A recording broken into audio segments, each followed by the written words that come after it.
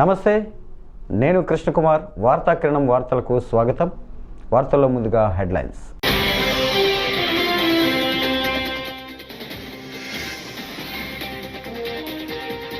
కుప్పంలో జననాయకుడు కేంద్రాన్ని ప్రారంభించిన సీఎం చంద్రబాబు.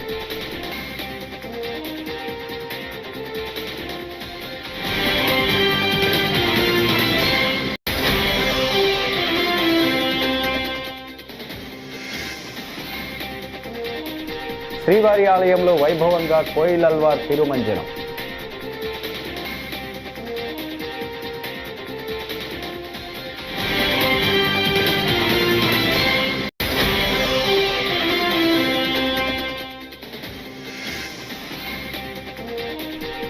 పురంధేశ్వరిపై మాజీ మంత్రి కొట్టు సత్యనారాయణ ఫైర్.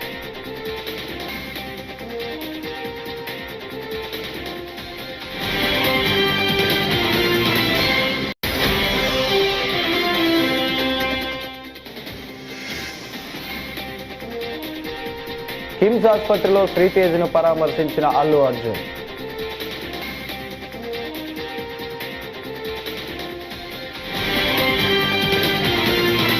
ఇక డీటెయిల్స్ చూస్తే, ఏపీ ముఖ్యమంత్రి చంద్రబాబు సొంత నియోజకవర్గం కుప్పంలో పర్యటిస్తున్న సంగతి తెలిసిందే. ఇవాళ ఆయన కుప్పం టీడీపీ కార్యాలయానికి వచ్చారు. జననాయకుడు కేంద్రాన్ని ప్రారంభించారు. కుప్పం ప్రజలు తమ సమస్యలపై జననాయకుడు కేంద్రంలో వినతి పత్రాలు అందించవచ్చు. ఈ కేంద్రంలోని సిబ్బంది ప్రజల నుంచి వినతులు స్వీకరించి వాటిని ఆన్లైన్లో నమోదు చేస్తారు. ఆ సమస్యలు పరిష్కారమయ్యాక ఆ వివరాలను ఆన్లైన్లో పొందుపరుస్తారు. నేడు ఈ జననాయకుడు కేంద్రాన్ని ప్రారంభించిన సీఎం చంద్రబాబు పనితీరును పరిశీలించారు. జననాయకుడు కేంద్రం ప్రస్తుతానికి పైలట్ ప్రాజెక్టుగా కుప్పంలో అమలు చేస్తున్నారు. దీని పనితీరు ఆధారంగా త్వరలో రాష్ట్ర వ్యాప్తం చేయనున్నారు. ఉంటాయి కాబట్టి ఫస్ట్ టైం రిజిస్ట్రేషన్లో యాడ్ చేయాలి సార్. రిపీటెడ్ విజిటర్ ఉంటే అవసరం లేదు. Second point voter. No, what I am asking, once voter list you are taking or you are taking different database. మీరు దరఖాస్తు నెంబరు ఇవన్నీ వచ్చిన తర్వాత మీరు విలేజ్ పేరు పెట్టారు, పలాని మండలం, పలాని పంచాయతీ, పలాని వ్యక్తి. వన్స్ అక్కడికి వచ్చిన తర్వాత నీ దగ్గర డేటా ఉంది కాబట్టి ఆ ఇంట్లో అతను ఫిక్స్ అయిపోయే పరిస్థితి రావాలి. అది ప్రాబ్లం ఏంటి మీకు? ప్రాబ్లం ఏం లేదు సార్. ఇందులో ఓటర్ లిస్ట్ కూడా ఉంది. ఓటర్ లిస్ట్లో సర్చింగ్ ఆప్షన్ కూడా ఇచ్చాము. So for now time being ఏంటంటే ఇప్పుడు వాళ్ళ ఇనిషియల్ లెటర్స్తోనే సర్చ్ అయితే నెంబర్ ఆఫ్ కాంబినేషన్స్ ఎక్కువ వస్తున్నాయి. సో జస్ట్ బిగిన్ పార్టీ ఉంది. మాకు ఇక్కడనే 1,15,000 18,000 మంది మెంబర్లు అయ్యారు. మేము యాక్సిడెంట్ అయితే చనిపోతే వాళ్లకు 5 లక్షల రూపాయలు యాక్సిడెంట్ ఇన్సూరెన్స్ ఇస్తున్నాం, వెల్ఫేర్ ఇస్తున్నాం, ఇంకో పక్క హెల్త్ గానీ లేకపోతే ఎడ్యుకేషన్ గానీ హెల్ప్ చేస్తున్నాం. అలాంటివన్నీ పార్టీ చూస్తాం. గవర్నమెంట్ లో ఏవైతే వస్తాయో గ్రీవెన్స్ అన్ని గానీ, ఫైనాన్షియల్ అసిస్టెన్స్ గానీ, రేమ్ రిలీఫ్ గానీ, ఇవన్నీ గవర్నమెంట్ లో చూస్తాం. ఎవరికైనా నేను వ్యక్తిగతంగా హెల్ప్ చేయాలి, పార్టీకి బాగా పనిచేశారు అనుకున్నప్పుడు నేను వాళ్ళకి ఆర్థిక సహాయం చేయాలన్నా ఇంకోటి చేయాలన్నా అవి ప్రత్యేకంగా నేను చేస్తాను యాజ్ ఎమ్మెల్యే. ఇవన్నీ కూడా క్రోడీకరించుకుని చేయడం కోసం జననాయకుడు పోర్టల్ తీసుకొచ్చాం. టెక్నాలజీ అనేది చాలా ఎఫెక్టివ్ గా ఉంటుంది. ఏ సమస్య కూడా కాగితం ఒకసారి రికార్డ్ చేసిన తర్వాత అది అయినాక మళ్లీ కన్సర్న్ పిటిషన్ ఇచ్చిన వారికి చెప్పి నీది క్లోజ్ చేశాం, నీ సమస్య పరిష్కారం చేశామని కూడా చెప్తాం. అది కూడా మా నాయకుల ద్వారానే మళ్ళీ అది కూడా చెప్తాం. ఎందుకంటే రేపు మళ్ళా ఊరికి పోయేది ఈయనే, ఓటు అడిగేది ఈయనే అడుగుతాడు కాబట్టి మా నాయకుడి దగ్గరే చెప్తాం. అతను వాళ్ళకి చెప్పి ఈ సమస్య ఇచ్చారు మన ఎమ్మెల్యే గారికి, ఆయన ఈ సమస్య పరిష్కారం చేశారు, మళ్ళీ వాళ్ళకి ఇన్ఫర్మేషన్ ఇస్తారు. ఇది ఒక లూప్ కింద తీసుకున్నాం. మళ్ళీ దీనికి ఒక పగడ్బందీగా మీరు చూస్తే ఫస్ట్ మాకు రిసెప్షన్ ఉంది. ఇక్కడికి వచ్చినప్పుడు ఎంగేజ్మెంట్ కౌంటర్స్ ఒక 5 పెట్టుకున్నాం. ఇంకొక పక్కన ఎంగేజ్మెంట్ ప్రాసెస్ టీమ్ ఒకటి ఉంటుంది. ఎప్పటికప్పుడు అనలైజ్ చేసుకుని దీనికి ఒక మేనేజర్ ని పెట్టాం. ఒక 5 మంది ఇవన్నీ ఏ విధంగా జరిగాయో మళ్ళా పబ్లిక్ ఒపీనియన్ తెప్పించుకోవడానికి కొంతమందిని ఒక టీం పెట్టుకున్నాం. త్రూ IVRS గానీ డైరెక్ట్ గా ఫోన్ చేయడం గానీ. తిరుమల శ్రీవారి ఆలయంలో కోయిలల్వార్ తిరుమంజనం వైభవంగా జరిగింది. ఈ నెల 10న వైకుంఠ ఏకాదశిని పురస్కరించుకొని తీతీదే ఆలయ శుద్ధి కార్యక్రమం చేపట్టింది. వేకువజామున స్వామివారికి సుప్రభాతం, అర్చనా సేవల అనంతరం శ్రీవారి మూల విరాట్పై పట్టు వస్త్రంతో అర్చకులు పూర్తిగా కప్పివేశారు. నామకోపు, శ్రీచూర్ణం, పచ్చాకుగడ్డ, గడ్డకర్పూరం, గంధం పొడి, చికిలిగడ్డ తదితర సుగంధ ద్రవ్యాలు కలిపిన పవిత్ర జలంతో ప్రదక్షిణగా వెళ్లి ఆలయ శుద్ధి కార్యక్రమాన్ని చేపట్టారు. ఆనంద నిలయం, బంగారు వాకిలి, శ్రీవారి ఆలయంలోని ఉపదేవాలయాలు, ఆలయ ప్రాంగణం, పూజా సామాగ్రి తదితర అన్ని వస్తువులను శుభ్రపరిచారు.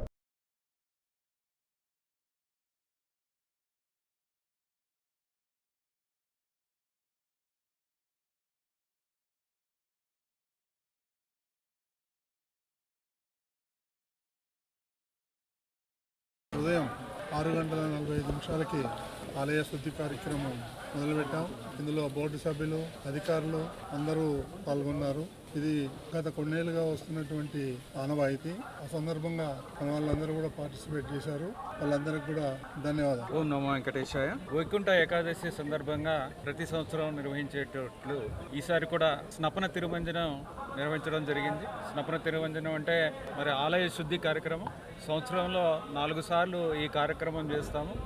ఈ కార్యక్రమంలో ఆలయం ప్రాంగణం అంతా గోడలు, పైకప్పు, ఆలయంలో ఉన్న దేవతామూర్తులు, పూజా సామాగ్రి అంతా కూడా నీళ్లతో శుద్ధి చేసి దాని తర్వాత పరిమళ ద్రవ్యాలతో ప్రోక్షణ చేయడం జరుగుతుంది. ఈ కార్యక్రమం అయిన తర్వాత మూలమూర్తికి ప్రత్యేక పూజలు ఆగమోక్తంగా నిర్వహించడం జరుగుతుంది. ఈ కార్యక్రమం ప్రతి సంవత్సరం కూడా వైకుంఠ ఏకాదశి సందర్భంగా ఒకసారి చేయడం జరుగుతుంది.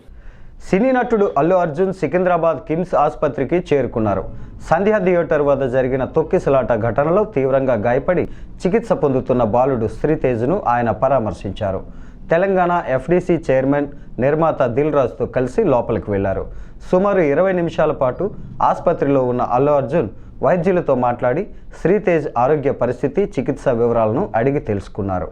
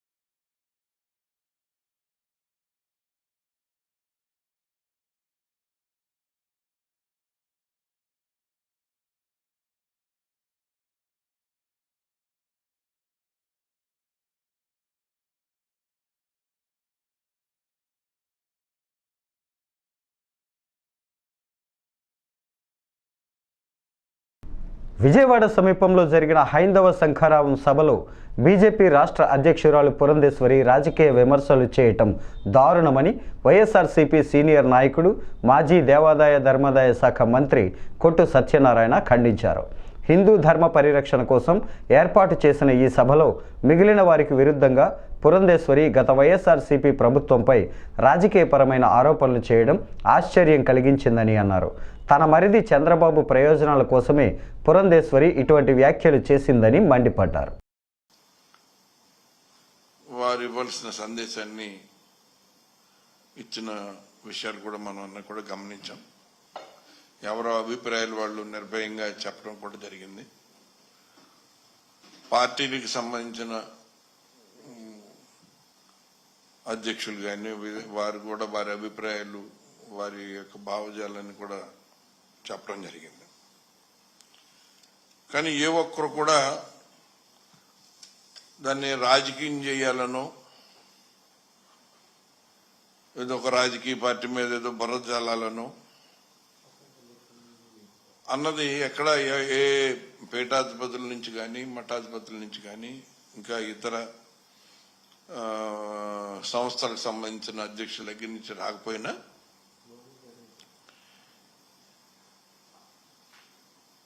ఏదైతే రాష్ట్ర బీజేపీ అధ్యక్షురాలు శ్రీమతి పురంధేశ్వరి గారు అంటే చంద్రబాబు నాయుడు గారి వదిన గారు గత 5 సంవత్సరాల మా ప్రభుత్వం మీద వారు కొన్ని విమర్శలు చేయడం జరిగింది. ఆవిడికి గడిచిన 5 సంవత్సరాల్లో హైందవ ధర్మం మీద విపరీతమైన దాడి జరిగినట్టు, హిందువుల మనోభావాలన్నీ కూడా గాయపడినట్టు, హిందూ మనోభావాలు దెబ్బతిన్నట్టు ఆవిడ భావించి కొన్ని ఆరోపణలు చేయటం జరిగింది. అంటే ఆవిడ ఎక్కడుంటే ప్రజారోగ్యం పట్ల కూటమి ప్రభుత్వానికి చిత్తశుద్ధి లేదని, నెట్వర్క్ ఆసుపత్రులకు పెండింగ్ బిల్లులు చెల్లించడంలో ఉదాసీనంగా వ్యవహరించడం తగదని మాజీ మంత్రి విడదల రజని ఆక్షేపించారు. పేద ప్రజలు అనారోగ్యం పాలైతే మానవతా దృక్పథంతో ఆదుకోవాలే తప్ప ట్రస్ట్ మోడల్లో ఉన్న ఆరోగ్యశ్రీని హైబ్రిడ్ మోడల్లోకి మార్చడం తగదని తేల్చి చెప్పారు. ప్రభుత్వం వెంటనే నిర్ణయాన్ని మార్చుకోకపోతే ప్రజల పక్షాన ఉద్యమిస్తామని ఆమె హెచ్చరించారు. గుంటూరులోని తన నివాసంలో మంగళవారం మాజీ మంత్రి విడదల రజని మీడియాతో మాట్లాడారు.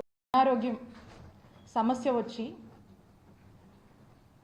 ఏ హాస్పిటల్కి అయితే వెళ్ళి చికిత్స పొందుతానో అదే హాస్పిటల్లో అదే స్థాయిలోని వైద్యం ఆ రాష్ట్రంలోని పేదవాడికి కూడా అందాలనేది మరి ఆ దివంగత నేత డాక్టర్ వైఎస్ రాజశేఖర్ రెడ్డి గారి ఉద్దేశం. అంటే దీని యొక్క ముఖ్య ఉద్దేశం మనకేమర్థమవుతుంది? ఏదైతే ఒక కార్పొరేట్ స్థాయి వైద్యం ఉందో అది పేదవాడికి కూడా అందించడమే దీని యొక్క ప్రథమ లక్ష్యం అని చెప్పి మరి ఎంతో మానవత్వంతో ఈ యొక్క గొప్ప కార్యక్రమాన్ని మరి రూపొందించి ఆరోగ్యశ్రీ అని చెప్పి కొన్ని లక్షల మందిని వారి యొక్క ప్రాణాన్ని కాపాడినటువంటి కార్యక్రమమే ఈ ఆరోగ్యశ్రీ పథకం. ఈ ఆరోగ్యశ్రీ పథకం మనం చూసినట్టయితే ఇదొక వెల్ఫేర్ ప్రోగ్రాము, వెల్ఫేర్ స్కీమ్ లాగా మనం చూసే కంటే కూడా ఏదైనా ఒక వెల్ఫేర్ ప్రోగ్రామ్ అంటే దాని మానిటరింగ్ వాల్యూ చూస్తాం. కానీ ఈ ప్రోగ్రామ్ చూసినట్టయితే దీంతో ఇది ఒక మానిటరింగ్ వాల్యూతో పాటు ఒక ఎమోషనల్ వాల్యూ కూడా ఉన్నటువంటి అంత శాంక్టిటీ ఉన్నటువంటి ప్రోగ్రామ్గా ఆరోగ్యశ్రీని చూడాల్సినటువంటి అవసరం ఉంది. మరి ఇదే కార్యక్రమాన్ని ఈ గొప్ప మానవత్వంతో కూడినటువంటి ఈ కార్యక్రమాన్ని దీన్ని నిజం చేస్తూ వైఎస్ఆర్ గారు తీసుకొచ్చినటువంటి ఈ కార్యక్రమాన్ని పేదలకు ఎంతో మంచి చేస్తుందనేటువంటి ఒక గొప్ప లక్ష్యం ఉన్నటువంటి ఈ కార్యక్రమంగా దీన్ని మా నాయకుడు జగన్మోహన్ రెడ్డి గారు దీన్ని మరింత స్ట్రెంథన్ చేస్తూ మరి మేము అధికారంలోకి వచ్చిన దగ్గర నుంచి ఏ విధంగా అడుగులు ముందుకు వేశారో రాష్ట్ర ప్రజలందరికీ కూడా తెలుసు. జగన్మోహన్ రెడ్డి గారు అధికారంలోకి వచ్చే నాటికి 1059 ఉన్నటువంటి ఈ ఆరోగ్యశ్రీ ప్రొసీజర్స్ ఏవైతే ఉన్నాయో వాటిని 3257 ప్రొసీజర్స్కి పెంచినటువంటి ఘనత జగనన్న ప్రభుత్వానికి దక్కుతుంది. అలాగే నెట్వర్క్ హాస్పిటల్స్ 919 నెట్వర్క్ హాస్పిటల్స్ ఉండేవి మేము అధికారంలోకి వచ్చే నాటికి. మరి వాటిని 2300 హాస్పిటల్స్గా కూడా విస్తరించడం జరిగింది జగనన్న ప్రభుత్వంలో. అలాగే ఆరోగ్యశ్రీ ఏదైతే 5 లక్షల వరకు వర్తింపు ఉండిందో 5 లక్షలకే పరిమితం ఉండింది. కాంగ్రెస్ కార్యకర్తలను అరెస్టు చేసే ముందు బీజేపీ నేత రమేష్పై ఎలాంటి చర్యలు తీసుకున్నారో చెప్పాలని సోషల్ మీడియా వేదికగా టీపీసీసీ ప్రధాన కార్యదర్శి అద్దంకి దయాకర్ ప్రశ్నించారు. ప్రియాంక గాంధీపై సామాజిక దాడి చేసిన రమేష్ బిదూర్పై చర్యలు తీసుకున్నారా అని నిలదీశారు. మహిళలను కించపరిచేలా మాట్లాడిన మీ నేతలను వదిలేసి బీజేపీ ఆఫీసుపై దాడి జరిగిందని వారిని అరెస్టు చేయాలని అంటున్నారు. మీకు చేతనైతే రమేష్ను అరెస్టు చేయండి సవాల్ విసిరారు. బీజేపీ ఆఫీస్ మీద దాడి చేయడాన్ని చాలా తీవ్రంగా పరిగణిస్తున్నారు బీజేపీ నాయకులు. మరి మహిళలపై ప్రియాంక గాంధీ గారిపై సామాజిక దాడి చేస్తున్న ఆ రమేష్ బిదూర్ అంటోని పరిస్థితి ఏందో ఒకసారి ఆలోచించుకోండి.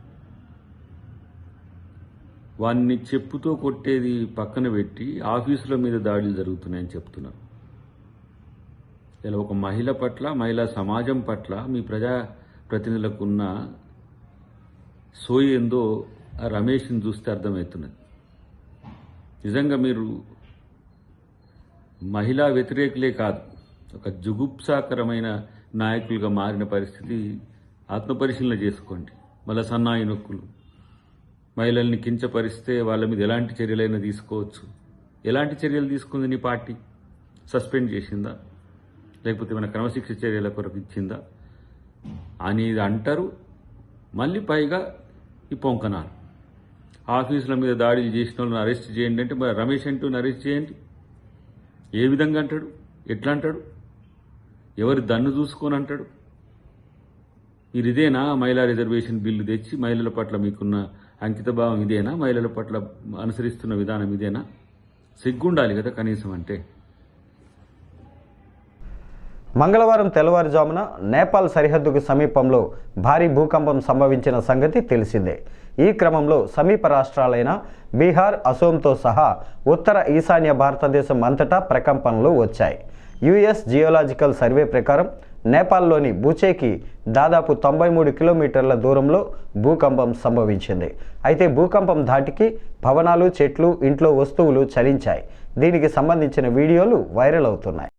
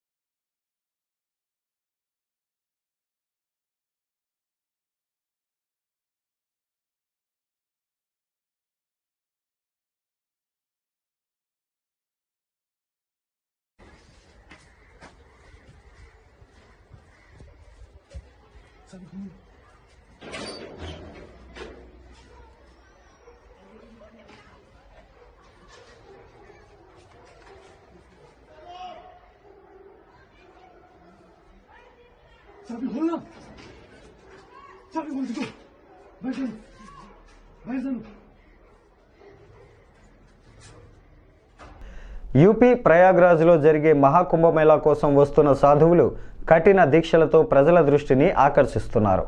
నాగసాధువు ప్రమోద్గిరి మహారాజ్ రోజు తెల్లవారుజామున 4 గంటలకు 61 కుండల చన్నీటి స్నానం చేస్తూ ఉన్నారు.